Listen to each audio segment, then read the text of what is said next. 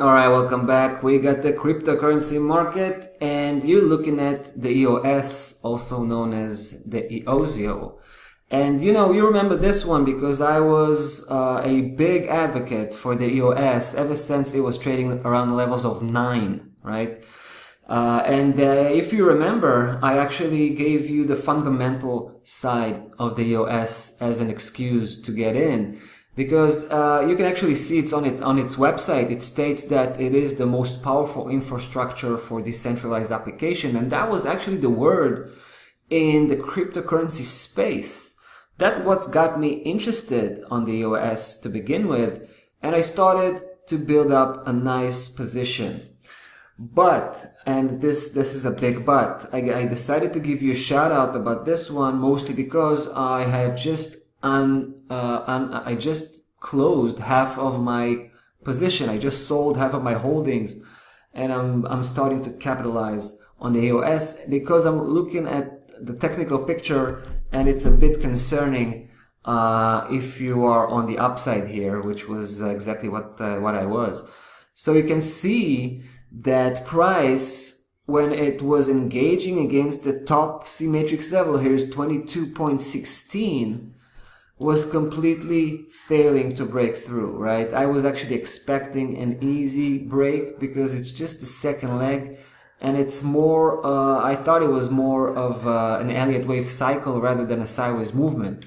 So I was a bit surprised to see how price was failing and beginning to turn around, right? So at this point, my main concern is that we're going to have a third leg going downwards, possibly even taking the previous low, which would be a huge fall, right? From the levels of 18, 19 all the way to 5 or 6. That's a big move. And we definitely don't want to have that on our watch. So I started to close out.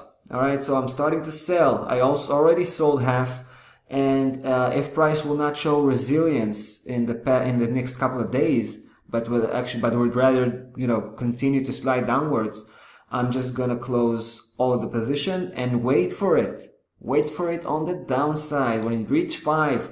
Well, actually, when it's starting to reach the level of 70.5, right, the mid-low C matrix level here, that's where we're gonna start to become interested again on the upside.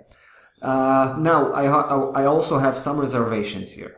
If price will continue to, well, from this point, will start to move upwards again and break that 2216, then obviously we will probably have, well, it will force us to go back to the Elliott wave theory again, where this is the third leg, right, the third wave, and it's going to continue to push forward. But only if it breaks that 2216 with a confirmation close coming from the weekly chart. That's where I will basically reestablish my half of the position that I was already closing, right? I will just reestablish that and go back on the full size again. And if that happens, then we have two main targets. The first is the 27.86 Fibonacci projection level, 161.8, very important level.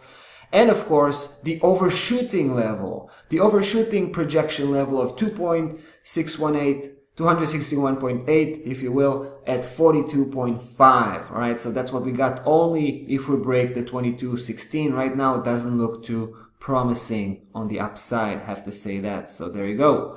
Shout out about the EOS versus the USD dollar. That's about that. See you in the next one.